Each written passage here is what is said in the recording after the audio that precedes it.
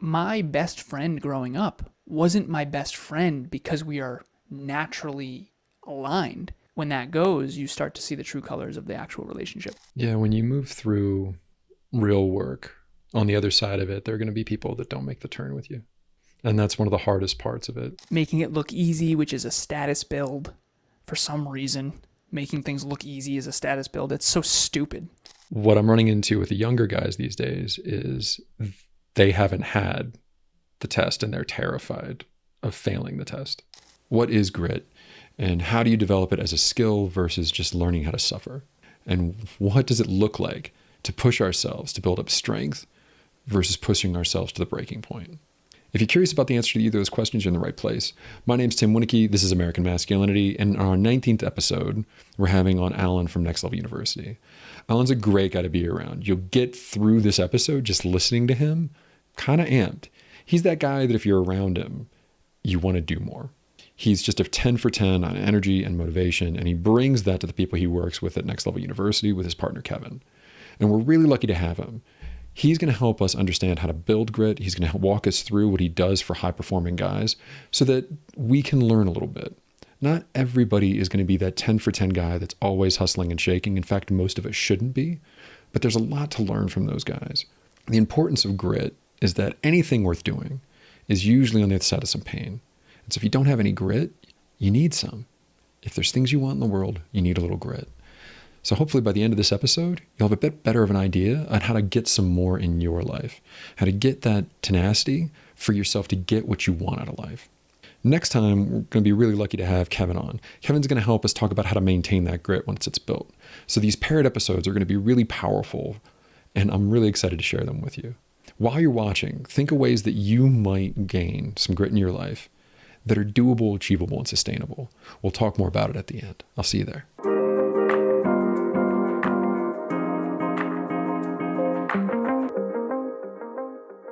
Hey, Alan, thanks so much for coming on, man. I really appreciate the time. Thank you for having me. We had a nice little pre-chat. I love not just jumping right in, but getting to know each other a little bit. And I told you before, I'm super grateful to be here because in the beginning, 10 years ago, when I started a little company called Alan Lazaros LLC, what you'll never learn in school but desperately need to know, it was hard for me to realize that no one cared. So it was crickets in the beginning. And so I'm very honored to be here, man, honestly, because I remember what it was like when no one cared. So it's a tremendous honor. I mean that. I appreciate it, man. I know how many people you've helped in that decade. I am excited to talk to somebody else about some of the problems that we see and how discipline and masculinity is put out into the world. Mm-hmm. And I think the work you all are doing is fantastic and very aligned, man. So thanks for doing it for so long. Thank you. Yeah, Next Level University we are trying to be the male role models we didn't have, Kevin and I.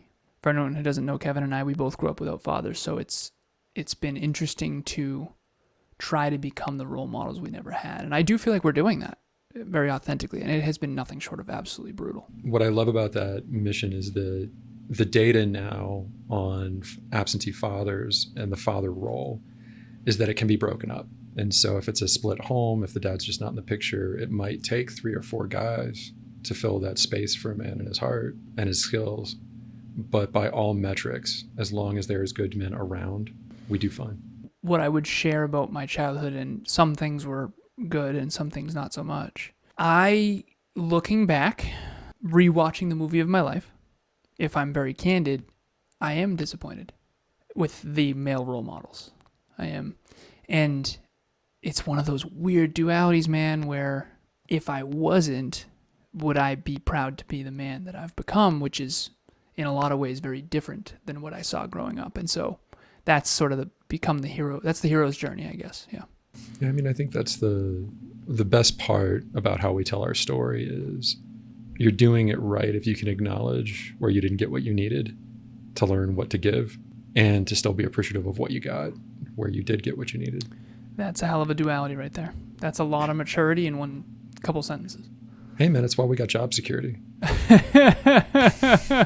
Nice. If everything was easy, people wouldn't listen to this and they wouldn't come to guys like us. Absolutely. That's another interesting thing to talk about too, is how bad it was. I never thought, I'm 36 now, and growing up, I never thought I would be grateful that my stepdad left at 14, that that I didn't have a male role model and that I was searching for one. And all my heroes, some of them I've interviewed, some of them I've met, some of them I still haven't. But growing up, I was the Matt Damon and The Rock and Tom Cruise and all, I was just this very impressionable young man who had so many heroes, Steve Jobs, Bill Gates, the whole nine. And most of them have fallen from the pedestal because I think as you mature and you grow and you develop, you realize, oh, okay, so whoa.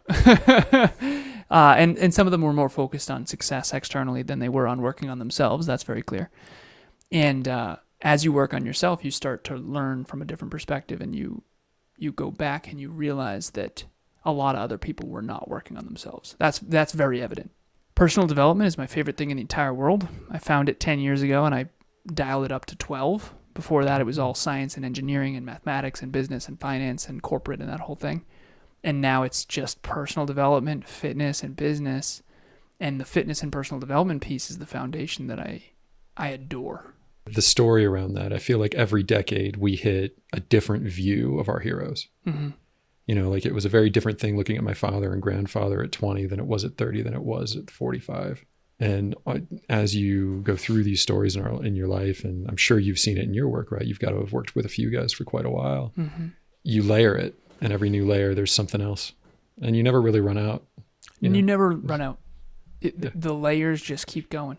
And the moment you think that you run out of layers, it's another layer of earmuffs for anyone who's got kids listening. I feel like true personal growth feels a lot like just a repeated Santa Claus isn't real. That's I say this. Really good analogy. Thank you, man. I told this to a client recently. I've been coaching her for a long time. It's been 6 years. She's a clinician like yourself, and she does CBT. And it's been interesting to coach a therapist, but I help her grow her business, the whole nine. She's a podcaster as well. But I said this to her. I said, you want to know why I know you're really growing right now? Because you're sad. True growth usually comes with this cycle of, okay, you realize something you never realized, which is sad. Santa Claus isn't real. And you just keep getting waterboarded with hard truth. And then you accept that, and then you decide what to do about it. And then you grow to the next level, pun intended, and then you realize another layer. And so whether you're going deeper or climbing higher, which I think is sort of saying the same thing in a way, internal, external, it really is pretty tough, man, because you look back and you go, oh, so my parents didn't know anything. And I thought they knew, and they acted like they did, and they didn't know that they didn't know. Because it's all the water they were swimming in, right? So, and they didn't have Google. There was no personal development where I grew up, and there was no therapists. They used to call them shrinks. Mm-hmm. And still do. So they still do, and they shouldn't. But at the end of the day, that's what growth is. Growth is sadness, acceptance, new distinctions, new decisions, new levels, and then sadness again, and rinse and repeat. Discipline and grit are skills, not inherent. And I think guys that are hurt early, that are perceived as having a talent, it's because they had to develop the skill early. And if we can frame it and we can get guys to hear that, the ones that have it can have more confidence that it's not going anywhere, that you don't unlearn how to do something. And for the guys that don't have it, you can get it. You just got to listen to the part of yourself that wants it every now and then. That's exactly it. So I am one of the, and I don't know the percentages, you probably know the stats better than me, percentage of American males with a therapist, it's fairly low. I'm very grateful to be in that percentage. It was Emilia's suggestion. She said, Alan, I've been doing therapy since I was 12. You're leaving a lot on the table by not doing it, and you don't have to do it, but I highly recommend it. And I said, okay, it's got to be Carol. She was from my alma mater. I'd met her. It's like, it's got to be someone who I believe is brilliant. If I'm going to let someone speak into my life, it's got to be someone who knows their. Well, you have the resources to get to somebody. Right. It goes a long way. Of course. Yeah, and I'm very grateful for that too. I was so fearful that I was going to lose my edge. I always thought, right? I always thought that because I was so beaten up, literally and metaphorically, I thought that was my edge. I mean, the drive is there. I mean, even when you and I, before we hit record, you said, I want to be able to share that discipline and grit there's more to life than that. And I'm sitting there thinking, I might not be the right guy. Like, dude, I haven't taken a day off in 10 years, right? But it's by choice. It's by choice. I was so afraid to lose my drive. And I told Emilia, I said, I don't want to lose my favorite part of me. My drive, I think most people are lazy. And I'm not trying to be unkind. The old me couldn't even have shared this out loud. But what the hell, right? I mean, if you can't focus for 3 hours a day, you're in trouble. Like, you're in some trouble. And you need to figure it out. And again, I'm not trying to be toxic. Okay? They are. I'm trying to be honest. I'm trying to be honest. There's a path, right? Yes. There's a path to build. And I think that what the guys are going to hear when they hear that is that they can't do it. And what I think we hope they hear yes. is you work up to it. Yes. If you can only focus for 15 minutes, focus for 15 minutes. Nice. Which is what I'm trying to get to. Yeah. So I thought I was going to lose my drive. It got way bigger. When I healed, it got way bigger. One of the things that I always talk about with folks is the distinction in every emotion has a purpose. And if you're not leveraging what that emotion's trying to do from you, you're missing parts of your life. And so, of course, we want to limit how much sadness, how much pain, how much stress, how much fear. And if you aren't sad ever, you never learned anything because you never slowed down enough to take a look. If you aren't stressed, you certainly didn't get that promotion. And if you weren't afraid, you didn't do something brave. Every emotion is a signal trying to tell you something. Yeah, it's the way I like to frame it is your thoughts are your map, right? It's where you know everything, where everything is. Your bodies and behaviors are the vehicle you're traveling in, and your emotions are the compass, so you know which way to go. That's always been, since I started my practice, my kind of definition of grit is the capacity to want to go through to the other side to get the motivation to do the good thing. Just before this, I was working with a client and he found out that a family member has a potentially terminal illness. And he's the guy in his family, right? He's the guy that's going to end up being the executor. He's the dude that's going to step up. And I love him for that. I got a lot of respect for him. I'm proud to work with a guy that's stepping up. And nice. The emotional process for him, he's an engineer. And so he didn't have the sadness yet to figure out what he needed from them to be able to do that service for them. I am also an engineer. And I call it STEMBIF, Science, Technology, Engineering, Mathematics, Business, and Finance. And it wasn't until 26 when I got in a car accident. My birth father passed away in a car when he was 28. When I was 2, 1991. 2015, dark winter night, my fault, head-on collision. I almost die in a car. Now, fortunately, I was driving a 2004 Volkswagen Passat that totally saved my life. I used to call this thing the tank. And the other car was a lift-kitted pickup truck, so everyone was okay physically. Rattled. Definitely rattled. But no permanent brain damage or anything. But that was the second chance my dad never got. That's when I found personal development. That's when I went all in on the inner world. That's when I found self-improvement, personal growth, mental health, all that kind of stuff. Before that, it was very success-oriented, very achievement-oriented, very prove myself. Aim higher, work harder, get smarter. Aim higher, work harder, get smarter. And then I went all in on fulfillment after that. I was already very successful. Top 1% global earner, the whole thing. Sold machine vision equipment into manufacturing facilities. My territory was Vermont, Connecticut, and Western Massachusetts for a company called Cognex. No money in those states. Yeah, there's a lot. GE was one of my customers, and ultimately what I realized is I am regretful and unfulfilled, and I need to turn this around because this is the second chance my dad never got. And then that's when I just went all in on personal development, because you can't change your mom, your dad, your aunts, your uncle, your family. There's certain things that are totally outside of your control. You can influence them, but you cannot control them. What you can do is control what you say, think, do, feel, and believe. And that's when I went all in on fitness and personal development. I got my body right. I got my mind right. And then eventually I got my business right, which took freaking way longer. So I went from externally successful and internally unfulfilled to I flipped the script. I was internally fulfilled as hell, happy, healthy, productive, fitness model, fitness competitor, fitness coach, but I went broke, liquidated all my assets. So I have these sort of 4 buckets. I'll go briefly with it, but I think we all start out unfulfilled and unsuccessful. Then we find success usually, but we're not fulfilled and we don't know why, because it's not aligned with who we really are. And then we are like, screw it. I'm going to go all in on who I am. And then you end up unsuccessful but deeply fulfilled. but you can't sustain it. And then eventually, statistically, most people never get to the fourth bucket. I call them the four buckets of life. The fourth bucket is you are externally successful as hell and internally fulfilled as hell, happy, healthy, wealthy, and in love. And now it's just a mountain that gets higher as you climb it. And for me, that took till my 30s. You're kind of on time. If anybody's got it all together in their 20s, they're messing up. They should be making mistakes. That's how you learn. Yeah. Go make some mistakes, go fall down so you can get back up. I'm still making a lot of mistakes, FYI. Right, I'm I a hope striver, so. not an arriver, but I hope so. yeah, you know it, including in this episode. But you do kind of eventually get to a place where it's a mountain that gets higher as you climb it. I'm already successful. We're coming up on our first $100,000 month. I'm already fulfilled and in love. Now I just have to keep earning it. Keep earning it. Keep earning it. Keep accumulating. Keep earning it. Keep serve.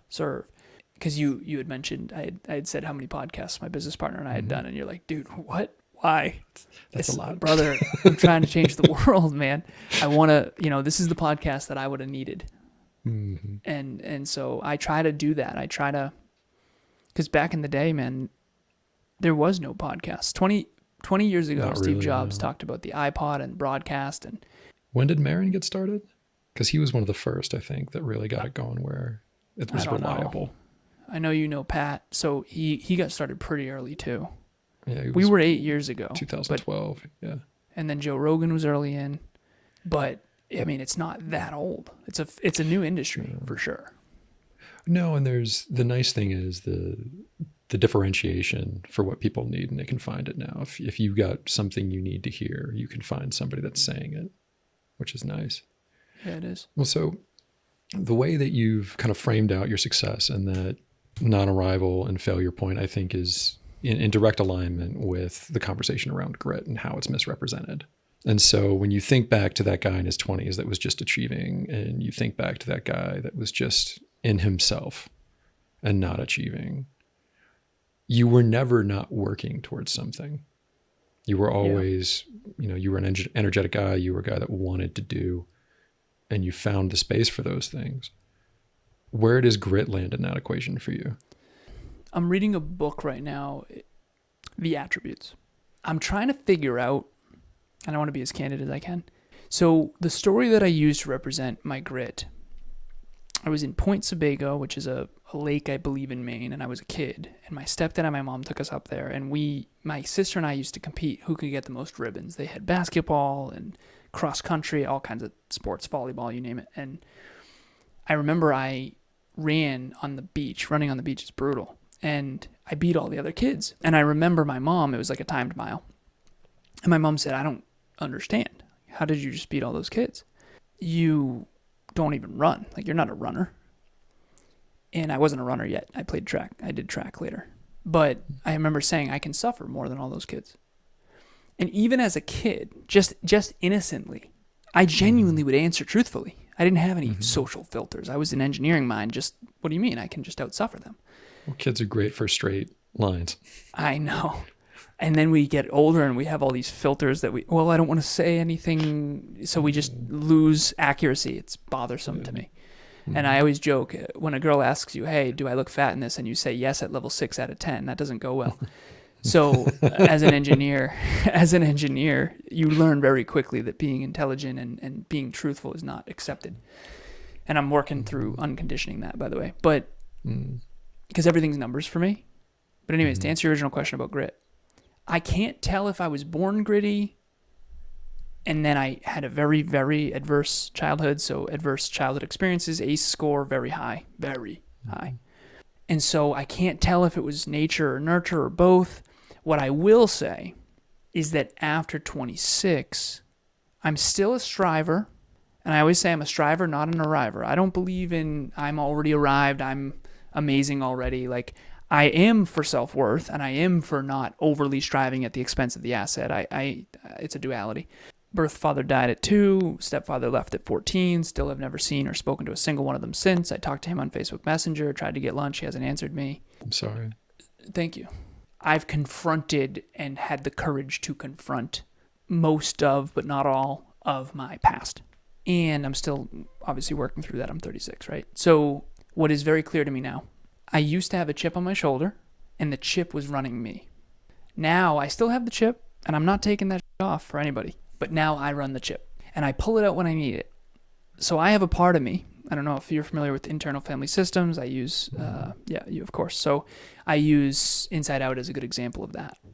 It's great. I have a part of me movie that I call Achilles, and it'll run through an effing wall. If I need it, that is my SEAL Team 6 Delta Force level grit, and I did a marathon on a whim type of thing. Reckless. Yeah, dehydrated, 95-degree weather, reckless on a track, by the way. But what I will say is I no longer let that run me. I run that.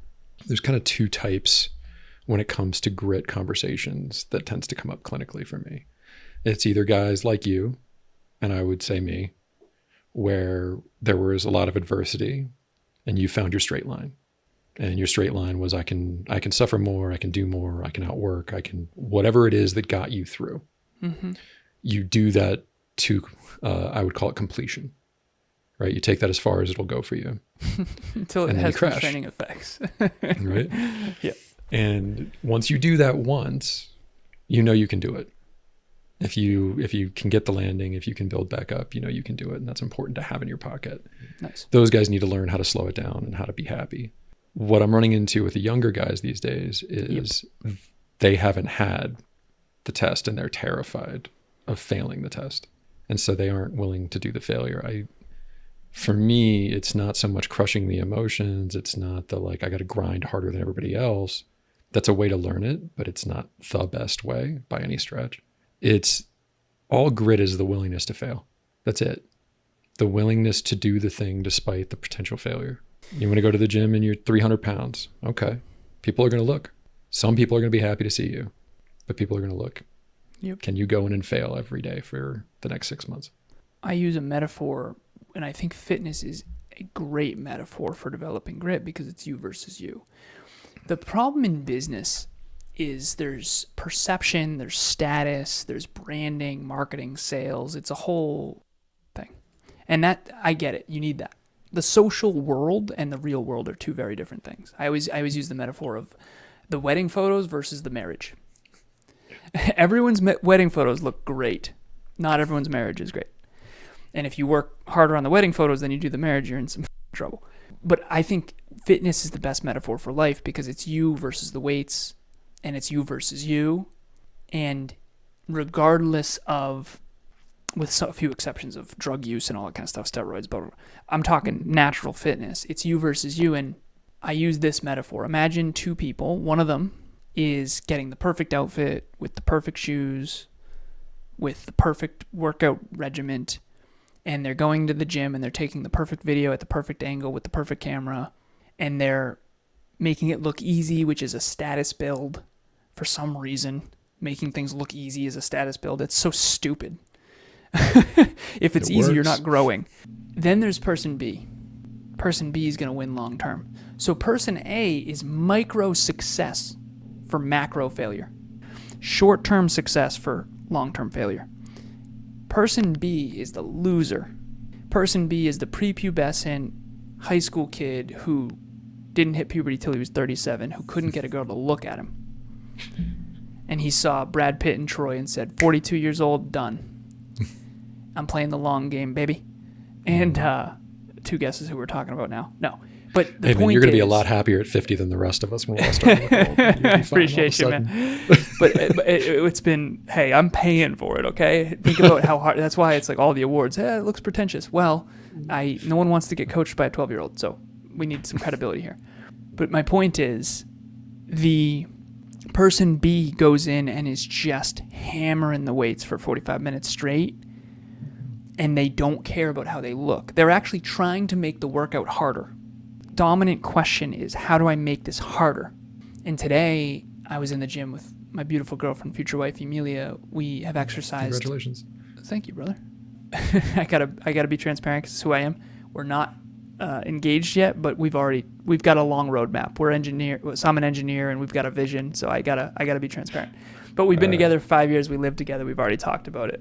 We've got the whole roadmap, kids, the whole nine.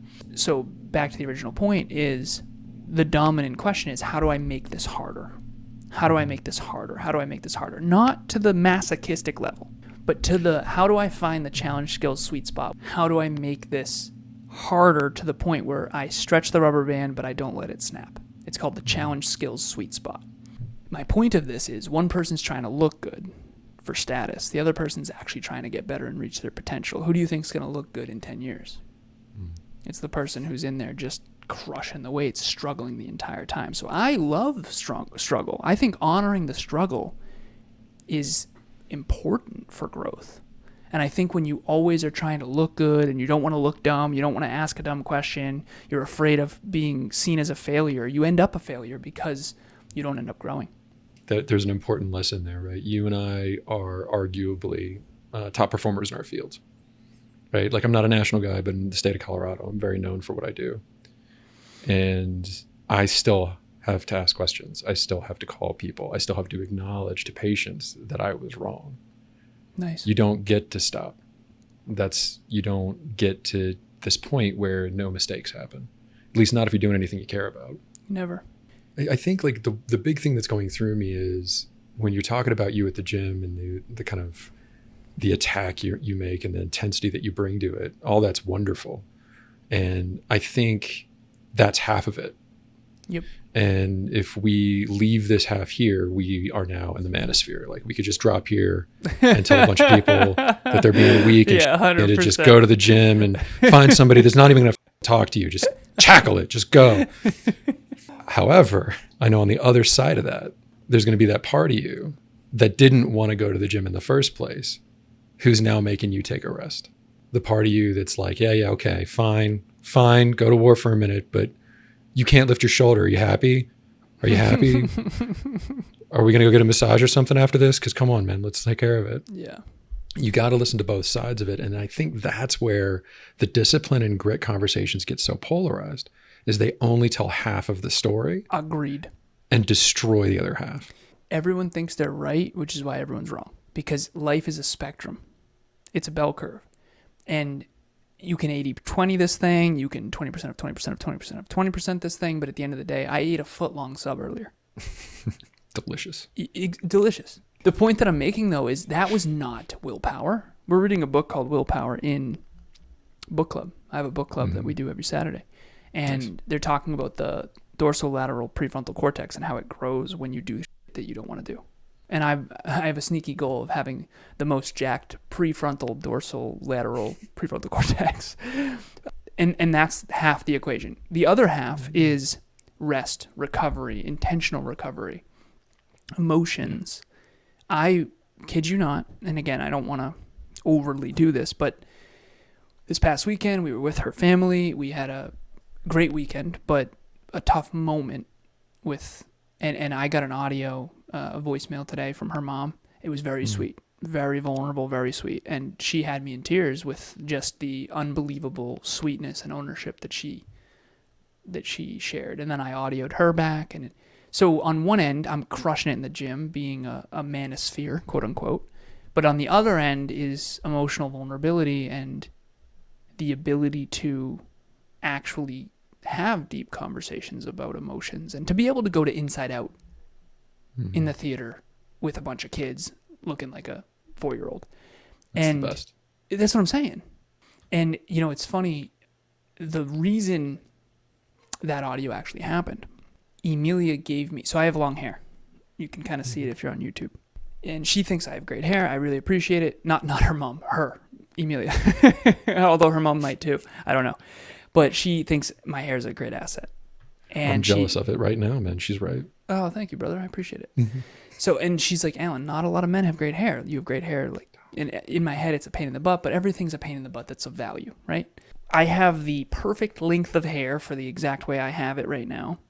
And I used to use hair ties, man bun style. And she said, is this hurting your masculinity? How are you doing with that? I think at first it did a little bit. I've been called Goldilocks. I have very feminine features. I also have masculine features too. But like I said, I never was tall and jacked. I was the prepubescent kid. So I got bullied a lot by the beards and the men are here, the Gastons of the world. And now I'm I definitely don't get picked on by them anymore, which is good. But Yeah. my point of all this is she has a headband that I wear. Her mother doesn't like when people wear hats at the table. So I came with this headband on. And it's a sparkly, this is a sparkly headband, right? And she made a comment about it, and it was playful. And again, a little bit, A little bit and ball she busting. audioed, she said, listen, I'm sorry. She took full ownership. She said, I'm sorry. I shouldn't have made a comment. You were trying to be respectful to me because I don't like cats at the dinner table. And I shouldn't have been. And she was super vulnerable, and I appreciated that. So you want to talk about masculinity, strength and warmth, competence, and vulnerability. I'm with it. And I think it's really hard to optimize for the entire spectrum. And I am doing that because I want to be as competent as humanly possible. I want to be as intelligent as humanly possible. I want to be as confident as humanly possible inside, not externally. I could give an F about that. And I think that as I become that man, I used to believe that the more virtuous I became, the more my social life would improve. That has been atrociously not the case. Yeah, when you move through real work, on the other side of it, there are going to be people that don't make the turn with you. And that's one of the hardest parts of it. It doesn't matter what the problem is, doesn't matter what flavor it is, addiction, depression, anxiety, overwork, burnout. When you go to fix it, you built your life around it, and you're going to lose people when you fix it. 100%. Alcohol, perfect example. I started quitting drinking 10 years ago. I playfully joked, took me 5 years to quit. Used to count the days. I'm at 6+ years now. Mm-hmm. And you realize in hindsight, and I think this is a big distinction for people, and I want people to know I'm not just talking. I track my hours. I do coaching, training, podcasting, 11,006. I'm an engineer, so everything's metrics for me. So I've met people all over the world. I'm not just talking. So what I've found is people think relationships are about the relationship. What I've come to understand, and I've been coaching couples now for 5, coming up on 6 years. Emilia and I were just talking about a couple that just signed up I'm excited about. Married couples, 13+ years, the whole 9. And I'm not saying that to brag, I'm saying that for credibility. What I've come to realize is that my best friend growing up wasn't my best friend because we are naturally aligned. It was my best friend because we lived on the same street. And it turns out when you drink and you grow up in a drinking environment and then you surround yourself with other people who like to party, eventually when you quit drinking, the thing that was the glue holding the relationship together, aka the mutual core value or mutual passion or mutual whatever, when that goes, you start to see the true colors of the actual relationship. So I think goals, like even right now, you and I met as a byproduct of our mutual goals and our mutual core value of personal development. Well, I think it goes back to the men bonding side to side instead of face to face. And I think that's the other thing that I see a lot of 20-somethings struggle with is so much of their life is enabled online, but there's no real proximity there. Yeah. And you need proximity for relationship, and you need relationship to balance out your grit and your goals. You have to have people around you that, not that you're necessarily doing it for, although that helps. I love working with new dads. It's one of my favorite guys to work with because we got all the motivation in the world. But if you don't have anybody to reflect off of, you can't see yourself. Can you go deeper into that? So Emilia and I are talking about this a lot lately, which I'm very grateful for. We're excited. The necessity, do you see that just increase drastically when men have children? Yeah, they're afraid. Everyone who's paying attention that has a child starts afraid. And you should be. It's a terrible responsibility. That post-traumatic growth and that generational healing only happens because the guys come in a little afraid. Yeah. I know that if I do it like I'm not going to do it the way I need to.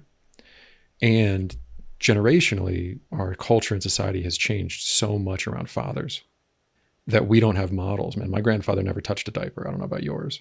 Yeah, no. Right? No chance. And now you try to do that and your buddies are going to kick you in the teeth. It's not even going to be your wife. And so that's where that motivation comes from. And fear is a healthy response. But the way that you deal with fear and worry is you develop out toughness and grit so you know you can take a hit should it come. And you come up with a plan to make it less impactful. And you go and do it with some intention. That's what those emotions want. And that's how you tell the difference between them and anxiety. Anxiety doesn't care. Anxiety just wants to keep spinning no matter what plan you have, no matter how tough you get. Fear and worry, they start to drop. I think if you don't have any fear, you're basically arrogant. And if you have too much fear, you're timid. And yeah, it's all about balance. Yeah, exactly. You know how, I don't know if you have an aura ring. Do you have an aura ring? Mm-mm. No? Okay. There's a readiness score. So it tells you based on your vitals, and again, the algorithms are not perfect in my opinion. What does this readiness score say? It says, hey, you're ready for another tough workout. Mm-hmm. I have a readiness score that I'm creating for men and women that are ready to grow. And my girlfriend there's a lot of good ways to do that. I'm really glad you're putting one humility together. Is one of the... Yeah. And how do you recognize it though? Because a lot of people can fake humility. No one considers me humble. I mean, seriously, like very few people. I don't want to say no one, but very few people. We're clearly right now making our living not being humble. Brother. So Emilia, when I first met her 5 years ago, most brilliant woman I've ever met, most brilliant person I've ever met. Let me say that. Mm-hmm. She has just expanded my consciousness. It's like, and this doesn't happen to me that often, as arrogant as this is going to come off. I'm a pretty intellectually intelligent guy. I've contemplated a lot. I've always had a powerful mind. I'm very grateful. With her, it's, why the f*** didn't I think of that? And that happens a lot. And that doesn't happen with other people that often, right? You know, you're in the right room. Yeah, man. It's great. So, and there's been a few, obviously, right? Corporate, the whole nine, mentors. Yeah. But most of them, it's like, oh, shit, I shouldn't have been listening to that person. With her, this woman, it's unbelievable how right she's been about me, about life. It's unbelievable. But real quick with the readiness score, and she came up with it, not me. She came up to me and she said, you are the most humble man I've ever met. And dude, I had been a mathematical thinker who says things with absolute certainty because he calculates everything in advance. And everyone and their mother thought I was arrogant. I think Good Will Hunting is kind of a good metaphor for my life in some ways. Sure. And I came off very certain and arrogant to everybody. And I think some of it was trauma and some of it was just math, right? It's the 6 out of 10 thing I said earlier. And I literally said this to her. I kid you not. I said, sweetheart, I appreciate that, but I don't identify with being humble at all. She said, Alan, that's exactly what a humble man would say. And I went, oh, am I humble? This is awesome. And then there goes the humility, timid. Right? Humble is not timid. But that's the thing, man. People think it is. Yeah, people think it is. I have a friend growing up. He is timid as hell. This dude will not take a shot. And people think he's the nicest, most humble guy in the world. And I've spent my whole life trying to help people and be kind and giving and generous and virtuous. And people think I'm an asshole. And it's like, what the hell? I don't understand. I'm like, I've done more good than this guy. But it doesn't matter. It all has to do with perception versus reality. Well, an outcome, right? So people like people who are warm and who make them feel seen and who listen. We need those folks. Well, so I've been thinking a lot about going back and getting lunch. It's one of those sort of go back to old world and just kind of he's a wonderful person. He's a wonderful person. Dude, I've sailed away from a lot of my past, and I'll do the full circle of life thing, Simba going back to Pride Rock stuff, and I'm doing a lot of that. So for the guys out there listening who see someone like me, and again, at the risk of sounding pretentious, I do need to share this, and it was really cool to share in the beginning, and now it's not, and I know we got to jump in a short amount of time, so I'll be brief. March 1st of 2022, I came to Emilia. We lived together. I said, sweetheart, I want to beat my old best. She said, what do you mean? I said, I worked out for 3.5 months back in college, and I didn't miss a single workout. I exercised every day for 3.5 months. I want to try to beat that. I want to go for 4 months. She said, boom, I'll do it with you. Awesome. Crossed 4 months. Awesome. Let's go to a year. I kid you not. We're driving after the gym, and I said, we did it. She said, we did what? I said, it's a year today. And she said, hell yeah, let's do this the rest of our life. And I had a mini panic attack. I said, sweetheart, I can't make this promise to myself or to you unless we're going to actually do this. And rest of our life, do you know what we're signing up for here? We're now at 1,243 days as of today. And a guy out there would hear that and they would go, you have so much grit. You have so much discipline. How do you do? Most people can't do a week. You guys are doing years, 3.5 years now. I have built grit and discipline and willpower through having big goals since I was a kid. My trauma response to pain and suffering was aim higher, work harder, get smarter, and set bigger goals. And some of that was prove myself, prove my value, stepdad, you name it. Now, it's the bigger your goals are, the higher your standards have to be in the present to hit them, and then you build. So set a goal. If you have level 2 self-belief, set a level 2 goal. And then you'll need level 2 discipline to hit the goal. Then you do it, you prove it to yourself, you say, got it, did it. You either need a great amount of gas in the tank where you can push every day, or you need to accept the timeline that you're on. Whatever you're doing, right? A guy doing a 40-hour-a-week job, if they care about their job, they're putting in the reps. But most people don't care about their work that way. Yeah. Their work is to pay for their family, and they care about their family that way, which is great. And it's going to be interesting, man. I hope I get to see you again after the kid comes. Yeah. Because it's going to be fun to see where those goals go. We'll see. And it's going to be awesome. It's going to be amazing. All of this and everything that you're doing now is setting you up to be really ready to be able to slow other things down, to be there for that kid. That is very intentional. It happens every time with you guys. Every time. That's exactly as a matter of fact, when people say, why are you grinding so hard right now? Emilia and I have talked about having our nest egg enough to where you can siphon off the snowball to be more present. When I'm a father, I want to be more present because I didn't have a father. And I think that'll be unbelievable for my growth, and that'll be exciting. And you get to be, I'm super pumped about that. But ultimately, and I don't think I'll ever not have goals. I think the way in which I go about achieving them will definitely change. But for anyone out there watching or listening, you have certain type A people. You have people that are very goal-oriented. I've looked at the statistics. Only 3% of people have clear written goals. There's the whole SMART goal thing. I coach people, and I help them build their dreams to quarterly goals, priorities, metrics, habits, skills, and identity work. It's all in alignment. And then once you have it all aligned, you realize you're not doing it. It's because of trauma, and then you need to do the inner work. But ultimately, if you want to build grit and discipline, you can build it starting where you are right now. But do not set. I always say this. If you aim too high, you'll get humble pie. If you aim too low, you won't grow. Yeah, I think that's the trick that everything gets messed up around fitness is there's this idea that I'm going to do this for 30 days and then I've got it locked in, when all the data says it takes 6 months for a habit to start to feel good. And so when guys jump in on a hard workout, unless there's a community, I think if you've got a group of guys doing it, that goes a little different. Yeah, we have that mutual accountability. It's part of your motion. But if you're just on your own, you've got to be able to set something that when you look at it honestly, you can say 6 months from now, I can honestly see me doing this and not hating it. Sustainability. And by the way, if you are doing it alone, don't.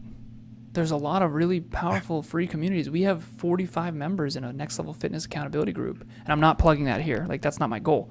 My point is you don't have to be alone.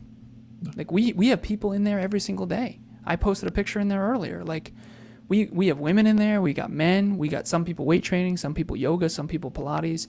The goal, it's an accountability group. It's show up. And if you didn't take a picture, it didn't happen. I'm joking. A little joking. Yeah, little joking. We literally say it. Like it's become a thing in the group where, hey, I didn't take a photo later. Hey, I'm not going to have my phone later, so it didn't happen. But I'm just saying it's going to be a 45-minute walk under the stars, type of thing. Yeah. But it's just accountability. And social learning and social accountability is super powerful. That's why you see people with a Fitbit walking around the office, and then as soon as the Fitbit challenge is done, the 10K steps are gone, and it's a whole thing. So. Well, I think that's why the accountability group and community, and I think that's the other thing that grit gets wrong when we talk about it in most space, is that it's all internal and it needs to be internal. It doesn't.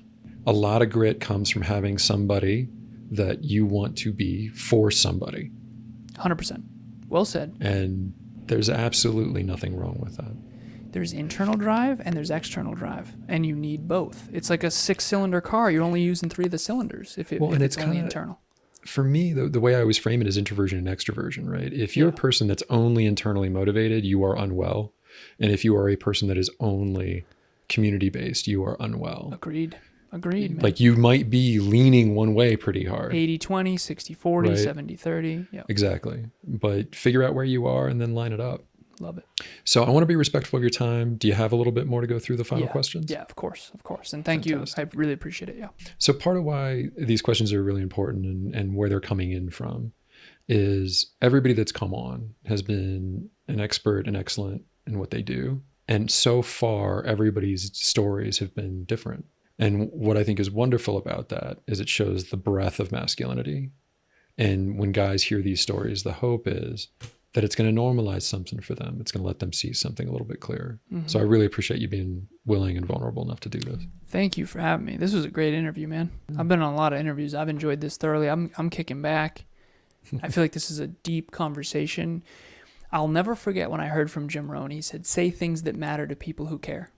Mm-hmm. And that is what changes lives. I had a podcast called Conversations Change Lives way back before Kevin and I partnered up.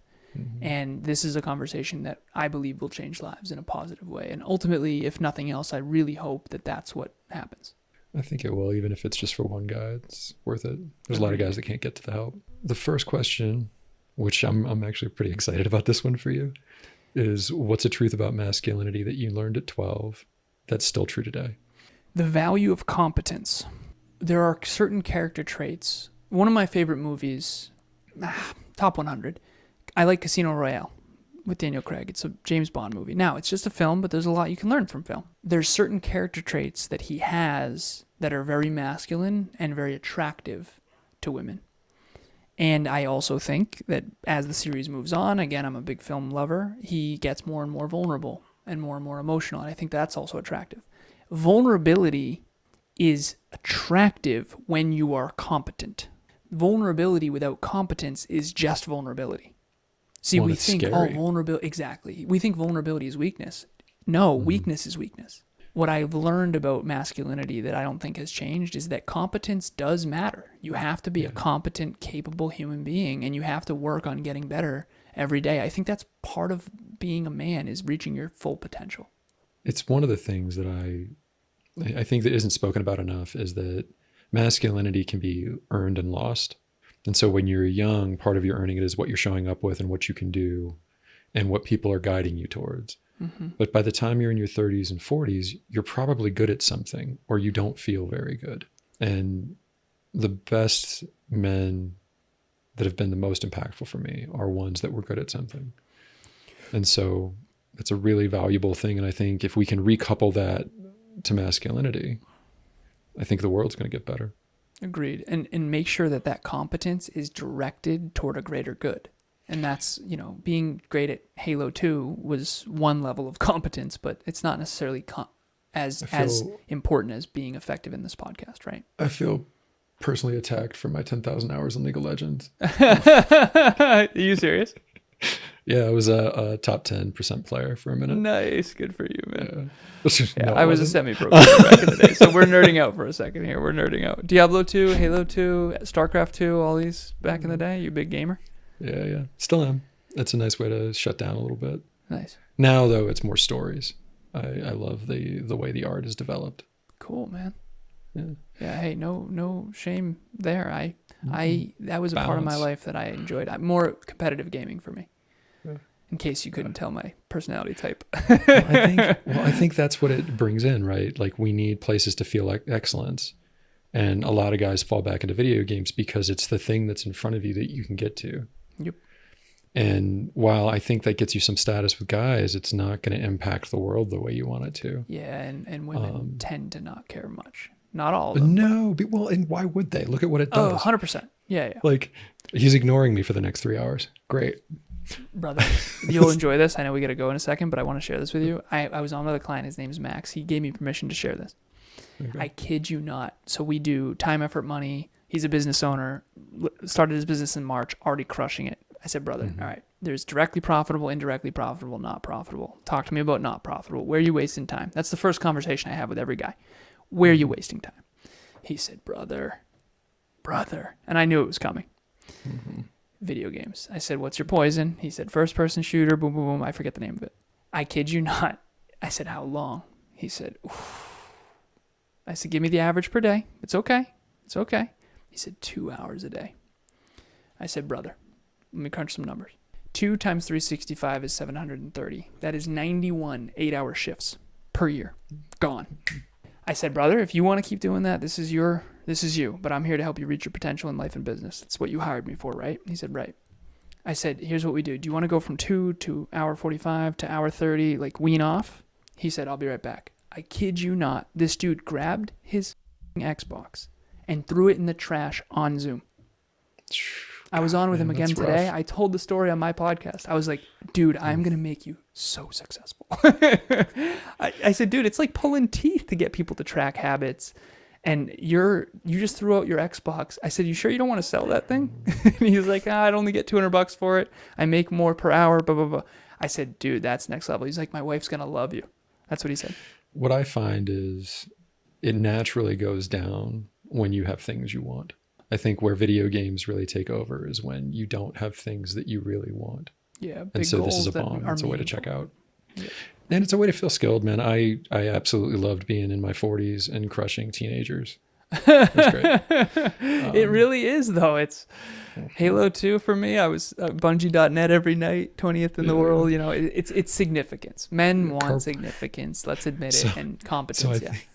I think this ties in really well to tell us a time masculinity hurt you. The competitive nature and falling into my 10,000 hours in League of Legends there's probably better things I could have done with that time. Right? Not probably. What about you? Yeah, not probably. Definitely.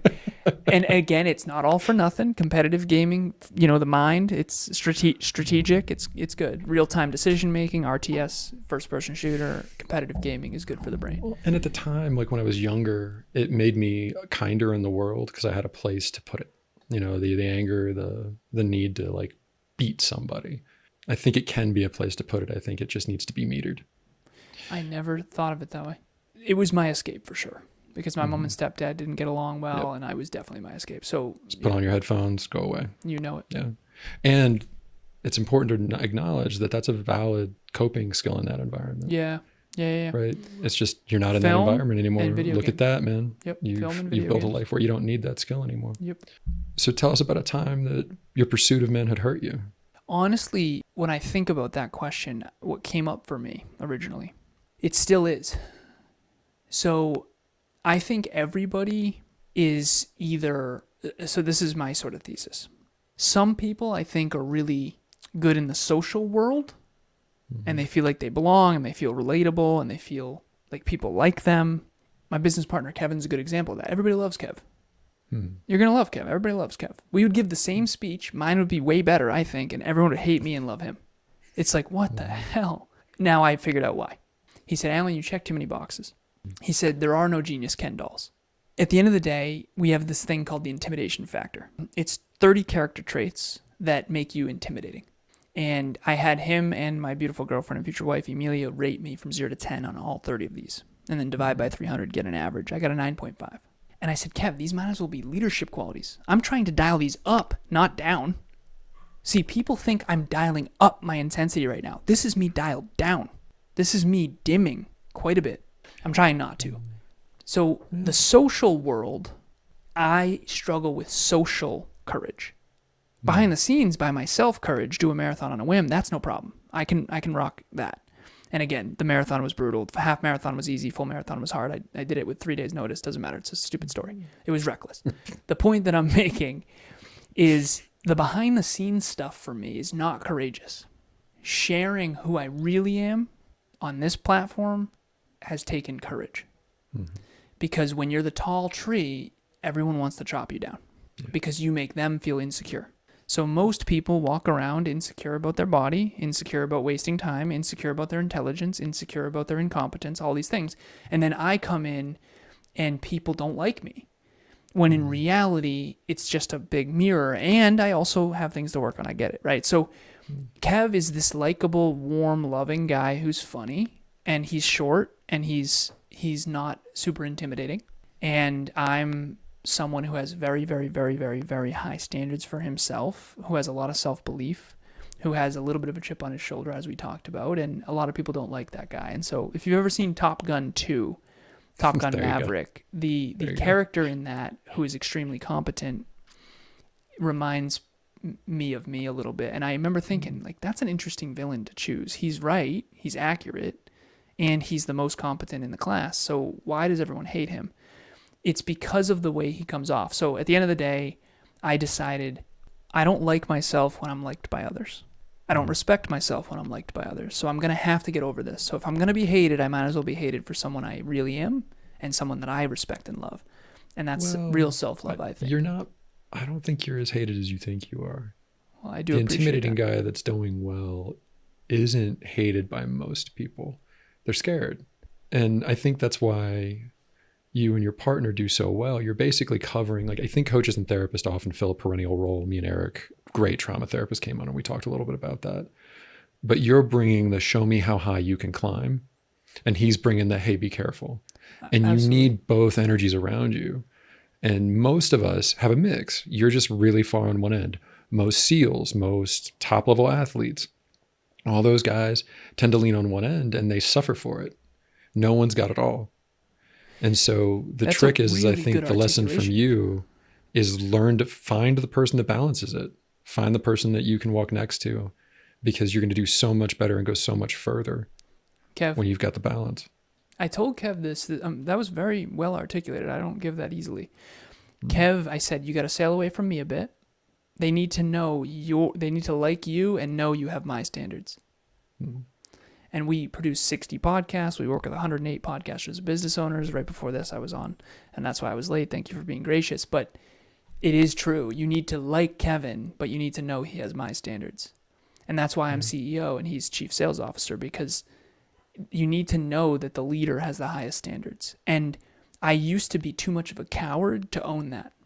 Mm-hmm. And now I do own it. I'm not going to, I mean, people, oh, you don't take a day off. That's so bad for you. You didn't do that. You said that's not for everyone. And if you had done that, I would have said, with all respect, it might be bad for you, but Yeah.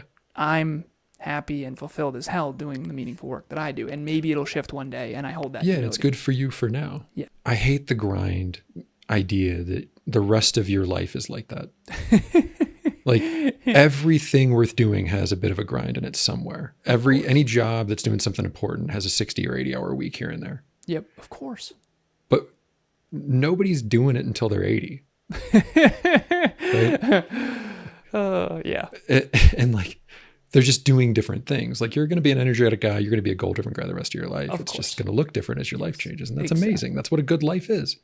The yin and the yang that Kevin and I have, you mentioned that. Yeah. That was really well articulated. The biggest challenge I have now is the courage to be the tallest tree and to accept that and own that and understand that being chopped down. I always say rocks go up, praise goes down. And the rocks going up are big, man. It's been tough.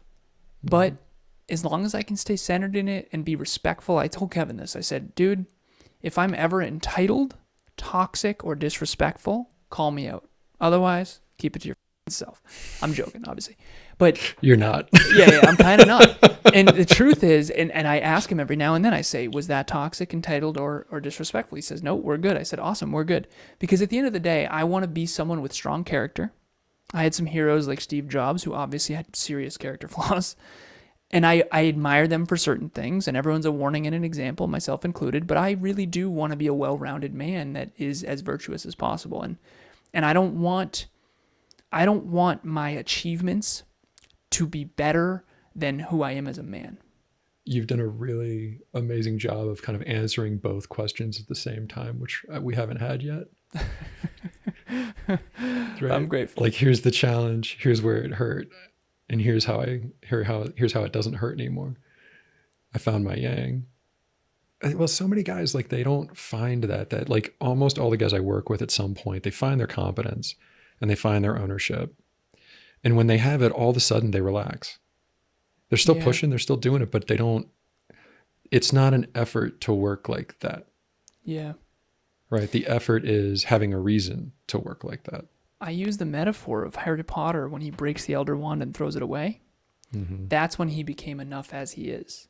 Mm-hmm. It's the whole hero's journey of victim, villain, hero, guide.